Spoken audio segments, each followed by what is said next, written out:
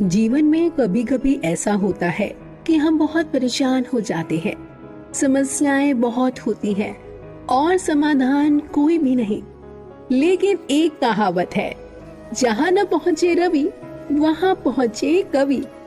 बस उसी प्रकार जब किसी बात का समाधान नहीं मिले तो भगवत गीता हर समस्या का समाधान बताती है।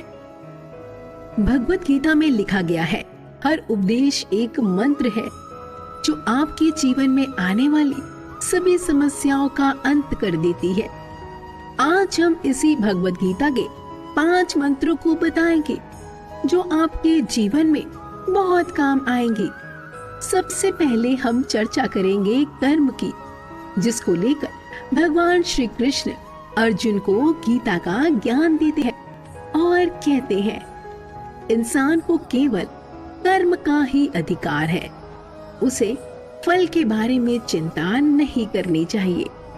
इसलिए तुम कर्मों के फल की चिंता मत करो और कर्म से विमुख मत हो।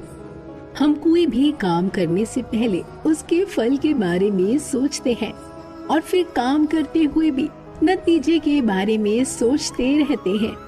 जब काम की वजह से मनचाहा फल मिलता है तब हम बहुत खुश हो जाते हैं, इससे अहंकार बढ़ जाता है।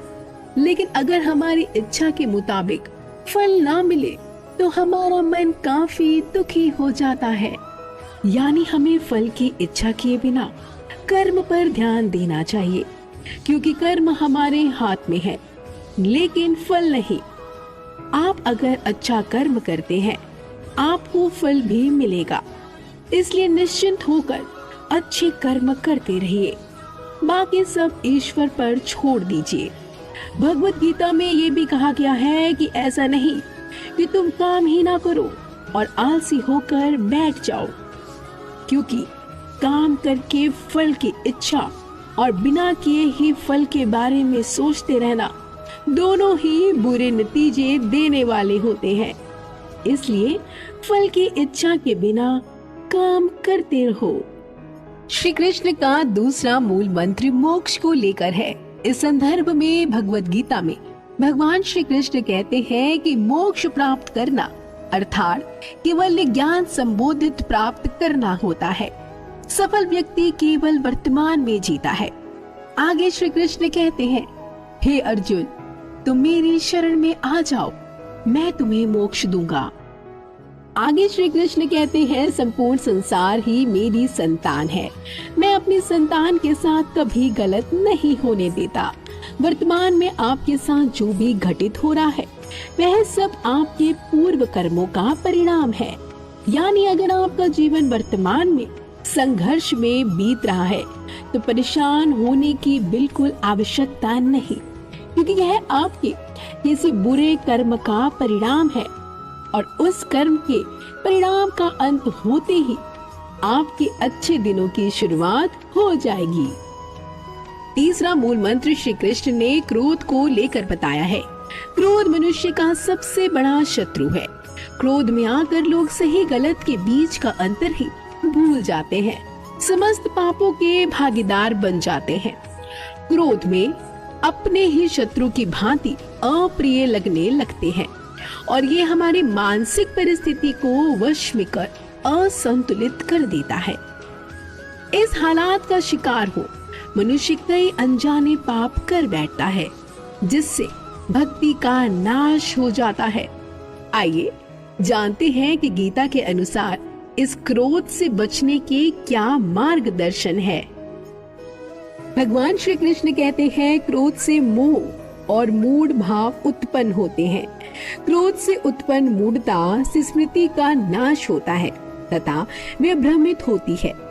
जब इससे ज्ञान का नाश होता है तब बुद्धि नाश से मनुष्य अपनी स्थिति से बहुत नीचे गिर जाता है। श्री कृष्ण ने क्रोध को समस्त पापों का मूल बताया है। श्री रामचरितमानस में भी कहा गया है, काम, क्रोध, मद, लोभ और नाद सब नरक के पद हैं। क्रोध एक अग्नि है जिससे सद्बुद्धि जल जाती है। क्रोध में आकर हम अपना विवेक खो बैठते हैं। हमको बिल्कुल पता नहीं चलता कि ज्ञान वो अज्ञान क्या है। हम नहीं जान पाते उचित अनुचित क्या है। हम क्रोध की अग्नि में अपनों को शत्रु मान लेते हैं। नरक का प्रवेश द्वार क्रोध है। श्री कृष्ण ने चौथा मंत्र समृद्धियों को लेकर बताया है।